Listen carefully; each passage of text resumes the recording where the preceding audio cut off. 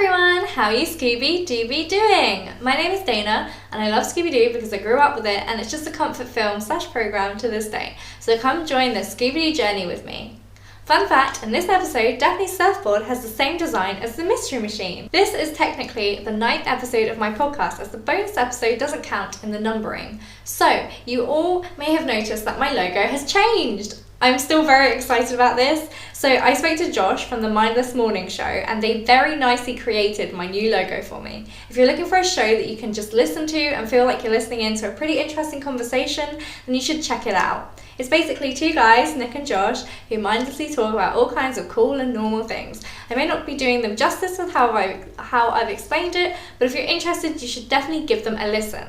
So this episode is about What's New Scooby-Doo, Season 1, Episode 9, She Sees Sea Monsters by the Seashore. And I will be talking about this episode and giving my best bits about it. You should definitely check out the What's New Scooby-Doo series if you haven't already, because these episodes are really good. I grew up watching them, so I might be a little biased, but other people like the series too, so go watch it if you're looking for a Scooby-Doo fix. So I've just started on my Volume 3 DVD, Lights, Camera, Action, and the opening theme came on first before the opening scene. I just want to see if it changes and write it down in case it changes, just to make sure I didn't go crazy.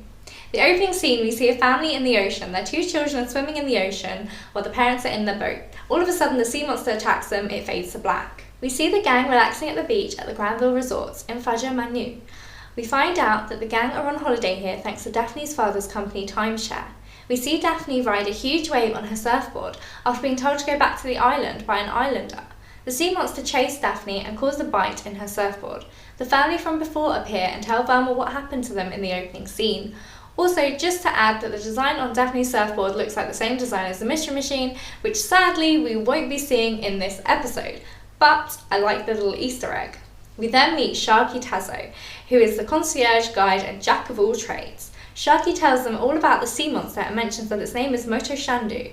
Sharky tells them that Motoshandu is an island spirit and appears when Faju Manu is threatened. Locals think the tourists have caused this. The gang see the Murakami Reef from a bird's eye view, and this is where the rental boats have been sunk by Motoshandu. The gang decide to get a closer look and find themselves on a boat tour guided by Crunchy. Crunchy seems to be another islander. The sea monster arrives and attacks the gang on Crunchy's boat. The boat is wrecked, but they are rescued by Sharky in the helicopter. We've seen the sea monster twice now, but I can't really see a pattern yet. The gang go to Aqualand to see Professor Ravenmane. Aqualand is also a marine lab trying to preserve endangered undersea life. Maura Ravenmane admits that she gets seasick as well when Shaggy mentions he's seasick. Already we can tell she couldn't be a suspect because she would need to be inside the sea monster, at least in the sea at some point. Plus, what would she gain unless she feels tourists are endangering the underwater animals? Still, I'm going to rule her out from being a suspect for now. The gang go to Sharky's cabin and find things from Crunchy's boat. They find Crunchy's hat, which he was wearing when he was rescued with the gang. They assume he must have gone back. Seems suspicious that Sharky has a lot of salvage from the boat wreck, and also that he has Crunchy's hat. Why was it there with the boat wreck? Very suspicious. The only motives I can find at the moment would be to get rid of the tourists, as Sharky mentioned that about the islanders thinking Motoshandu feels threatened by the tourists. The gang go to Crunchy's cabin. Fred finds a home theatre out the back, showing footage showing the scene you can see through the glass on Crunchy's boat. This seems even more suspicious. Why would he have footage from under his boat? Maybe it's normal, but I just think it's a little odd. They notice the boat is missing from the wall. The gang decide that Crunchy must have gone out to look for the sea monster. We see the gang in a nice expensive looking powered boat. They mention that Maura gave them high-tech gear.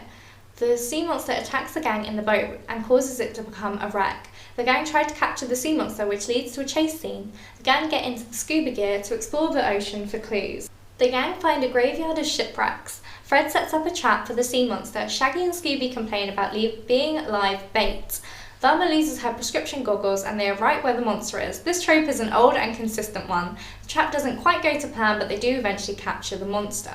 The rude islander from before, when Daphne was riding the wave at the beginning, appears. He tells her she rides the waves like an islander, but it's important to note that if he is there standing next to Daphne, then it's unlikely he was the sea monster.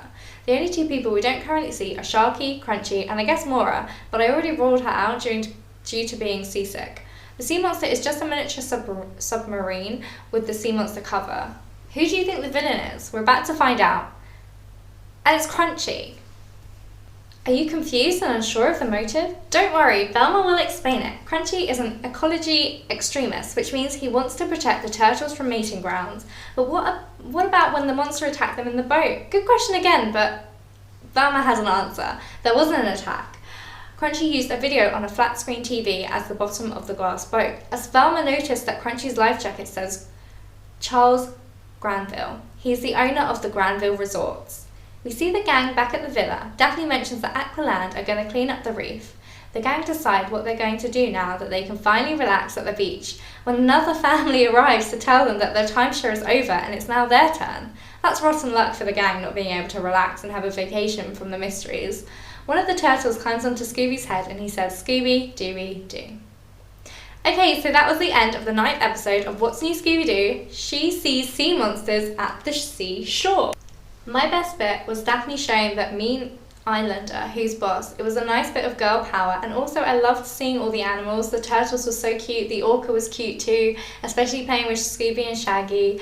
I did think it was good as well to show that the animals needed protection and seeing Maura look after them. My worst bit was when Velma just decides not to believe Daphne or the family who tell her about the sea monster. I'm not saying she has to believe in a sea monster, but they deal with mysteries all the time. Why couldn't she say, looks like we have a mystery then, or I wonder who's behind this? But no, Velma goes straight to not believing Daphne until she shows her the surfboard with the bite taken out of it. My funniest bit was when Fred said not to panic because they were safe in the boat, and then the sea monster bit into the boat, causing it to capsize. Also, that as soon as the mystery is over and the gang can relax, the vacation is over. It just made me laugh at what rotten luck they have. My favourite supporting character was Sharky. He describes himself as the local jack of all trades for the Granville.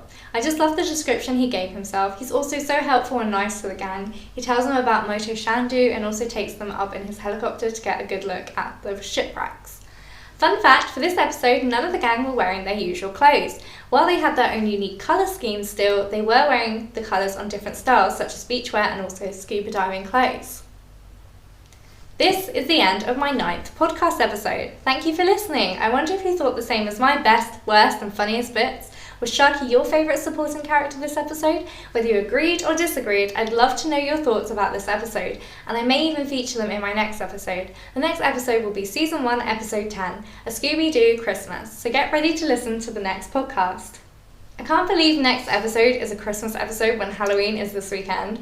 I suppose we'll be in November then, so it won't be too early. Sorry to those of you who don't want to think about Christmas until December.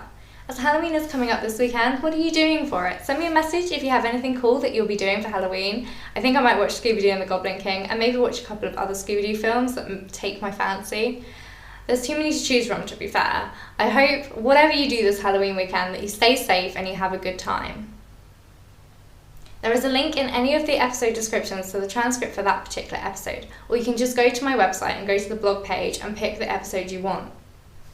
If you want to ask any questions or even just mention anything you liked about this episode, you can go to my website, meddlingpodcast.com, that's meddlingpodcast.com, or you can email me at feedback@meddlingpodcast.com. You can DM me on Instagram at meddlingpodcast or on Twitter at meddlingp.